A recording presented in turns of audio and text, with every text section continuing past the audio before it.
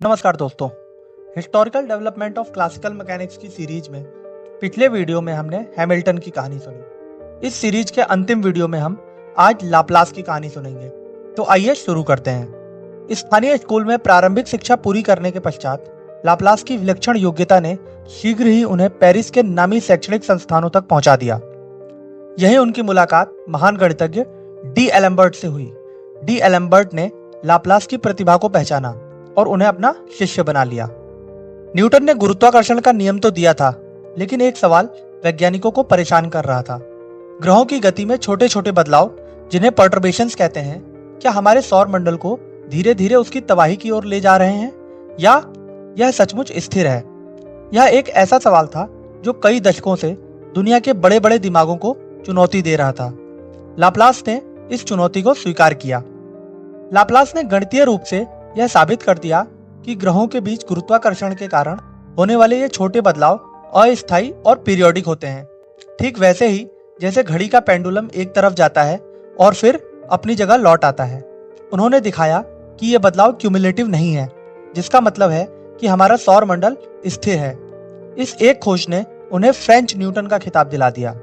उन्होंने गणित से सिद्ध किया कि ग्रहों की कक्षाएं बहुत लंबे समय तक स्थिर रहती हैं और जो थोड़ी बहुत अनियमितता दिखती है वह अंत में गुरुत्वाकर्षण के कारण अपने आप ठीक हो जाती है। बाद में उन्होंने अपने इस पूरे काम को 5 खंडों वाली अपनी महाकृति मैकेनिक्स सेलेस्टे यानी सेलेस्टियल मैकेनिक्स में संकलित किया।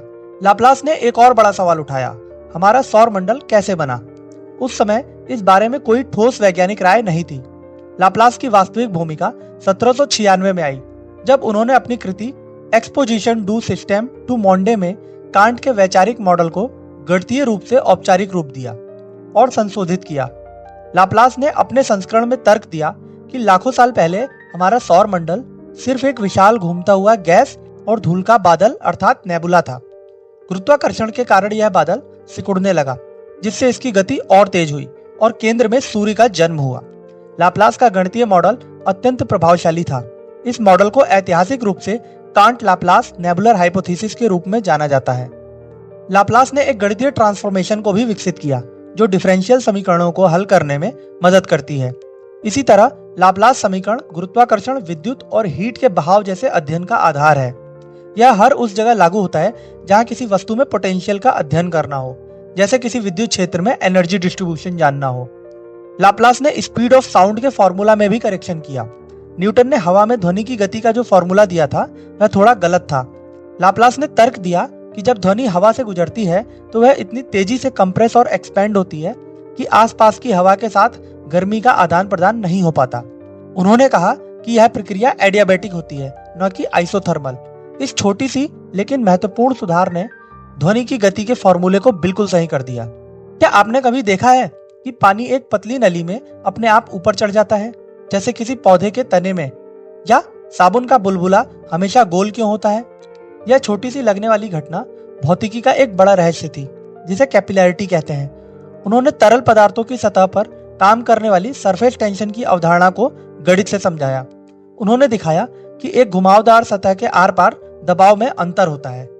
इस खोज का परिणाम एक मौलिक समीकरण था, जिसे आज हम यंग लाप्लास इक्वेशन के नाम से जानते हैं। यह समीकरण बताता है कि दबाव का यह अंतर तरल की सतह के घुमाव और उसके सरफेस टेंशन पर निर्भर करता है। इन सभी कार्यों के बीच लाप्लास ने अनिश्चितता और संयोग की दुनिया में एक बड़ा बदलाव ला दिया। यह वह दौर था जब जुए के नतीजों या माप में होने वाली त्रुटियों को केवल किस्मत का खेल माना जाता था। लाप्लास ने इस प्रोबेबिलिटी थ्योरी को व्यवस्थित किया और इसे एक मजबूत वैज्ञानिक आधार दिया। उन्होंने डी मोइवर द्वारा स्थापित किए गए सेंट्रल लिमिट थ्योरम को व्यवस्थित किया। इस सिद्धांत ने यह समझने में मदद की कि जब आप बहुत सारी रैंडम इवेंट्स के परिणामों को जोड़ते हैं तो उनका औसत हमेशा एक विशिष्ट बेल शेप्ड कर्व का अनुसरण करता है, जैसे किसी बड़ी आबादी की ऊंचाई का औसत निकालना। एक बार लाप्लास नेपोलियन को अपना यह सिद्धांत समझा रहे थे। नेपोलियन ने उनसे पूछा, आपके सिद्धांत में भगवान कहाँ है? लाप्लास ने जवाब दिया, मुझे उस परिकल्पना की कोई आवश्यकता नहीं है। यह उनका वैज्ञानिक विश्वास था कि हर चीज की व्याख्या प्राकृतिक नियमों से की जा सकती है। कुछ इतिहासकारों का मानना है कि यह घटना अतिरंजित या संभवतः काल्पनिक हो सकती है। अपनी किताब ए फिलोसॉफिकल एसे ऑन प्रोबेबिलिटीज में लाप्लास ने अपने दार्शनिक विचार को सबसे प्रसिद्ध रूप में व्यक्त किया। उन्होंने लिखा, अगर हमें ब्रह्मांड की वर्तमान स्थिति के बारे में सब कुछ पता हो तो यह एक ही सूत्र में ब्रह्मांड के सबसे बड़े पिंडों से लेकर सबसे छोटे परमाणु तक की गति को समझ लेगी। ऐसी बुद्धि के लिए कुछ भी अनिश्चित नहीं होगा और भविष्य अतीत की तरह ही उसकी आंखों के सामने मौजूद होगा। इस काल्पनिक बुद्धि को बाद में लाप्लासियस डीमन कहा गया। यह डीमन क्लासिकल मैकेनिक्स के मैकेनिकल दृष्टिकोण को दर्शाता है। अगर ब्रह्मांड निश्चित नियमों के अनुसार काम करता है तो वर्तमान के बारे में पूरी जानकारी हमें भविष्य के बारे में पूरी जानकारी दे सकती है। इस सोच ने 19वीं सदी के वैज्ञानिकों को प्रेरित किया। उन्होंने खुद को लाप्लास के डीमन का शिष्य माना और विश्वास किया कि वे इस घड़ी जैसे ब्रह्मांड को चलाने वाले निश्चित नियमों को खोज रहे हैं। लेकिन लाप्लास के डीमन में कुछ कमियां थी जो बाद में सामने आई। क्या सचमुच हर कण का अवलोकन करना संभव है जब अवलोकन करने से ही उसकी गति बदल जाती है? पूर्ण ज्ञान के लिए अनंत सटीकता की जरूरत होती है, लेकिन क्या वास्तविक माप हमेशा अनुमानित नहीं होते? और क्या होगा अगर शुरुआती स्थितियों में छोटी सी गलती भी पूरी तरह से गलत भविष्यवाणियां कर दे? इन सभी सवालों के जवाब हमें बाद में क्वांटम फिजिक्स और आइंस्टाइन के रिलेटिविटी में मिले, जिन्होंने लाप्लास के इस सपने को हमेशा के लिए तोड़ दिया पर उनकी विरासत को अमर कर दिया। लाप्लास के विचार आज भी हमें बताते हैं कि गणित की शक्ति से हम ब्रह्मांड के सबसे बड़े रहस्यों को भी सुलझा सकते हैं। Historical development of classical mechanics की इस सीरीज को हमने 9 वीडियोस के माध्यम से प्रस्तुत किया। आपको यह सीरीज कैसी लगी कमेंट बॉक्स में जरूर बताएं। अगर यह वीडियो पसंद आया हो तो लाइक जरूर करें, साथ ही चैनल को सब्सक्राइब करें। धन्यवाद।